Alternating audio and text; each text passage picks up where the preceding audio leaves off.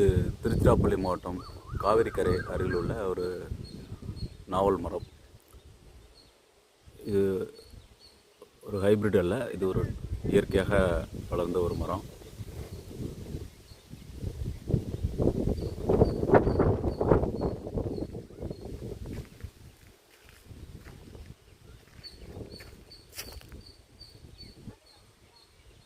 ரொம்ப பெரிய இந்த மரத்தில் நீங்கள் பழம் எதுவும் பார்க்க முடியாது.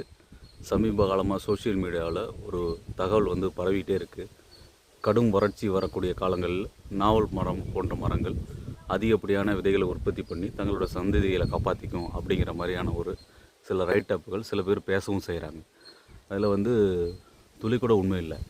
பெரும்பாலான தாவரங்கள் அதுகளோட உற்பத்தி தன்னை அதிகரிக்கிறது பல்வேறு காரணங்கள் இருக்கின்றன. கண்டிப்பாக அதில் வளர்ச்சி ஒரு பெரிய காரணியாக இருக்கிறதில்ல. லாஜிஸ்டிக்ஸ் முதலான விஷயங்கள்னால பழங்கள் நமக்கு அதிகமாக தட்டுப்படலாம் அல்லது பழங்கள் நகரப்பகுதியில் கிடைக்கலாம்.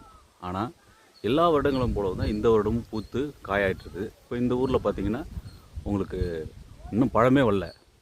அப்போது ஒவ்வொரு ஊர்லேயும் எப்படி வந்திருக்குன்னு நம்மளால் சொல்ல முடியாது.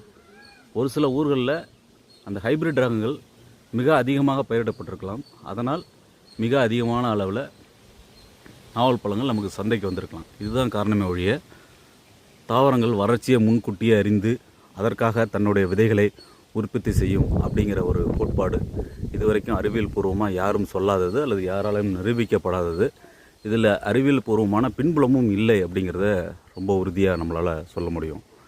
என்ன அப்படின்னா, கடந்த ஒரு 10-12 வருஷங்களுக்கு முன்னாடி இதே காவிரி கரையில் மிகப்பெரிய ஒரு வறட்சியை பார்த்தோம். அந்த காலகட்டத்தில் நாவல் மரங்கள் அதிகமாக பழுத்த மாதிரி நமக்கு நினைவில்லை. அதிகமாக பழம் இங்கே கிடைச்ச மாதிரி நமக்கு ஞாபகம் இல்லை.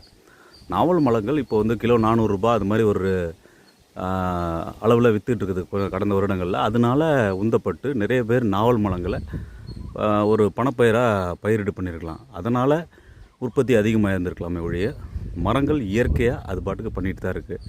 இயற்கையான ஒரு விஷயத்தின் மேல் நம்ம இட்டுக்கட்டி இந்த மாதிரியான தகவல்களை கூறுவது சரியல்ல. அதை எல்லோரும் பகுத்தறிந்து உணர்ந்து கொள்ள வேண்டும் அப்படிங்கிறதுக்கான ஒரு சிறிய பதிவு தான் இந்த இது. மிக்க நன்றி.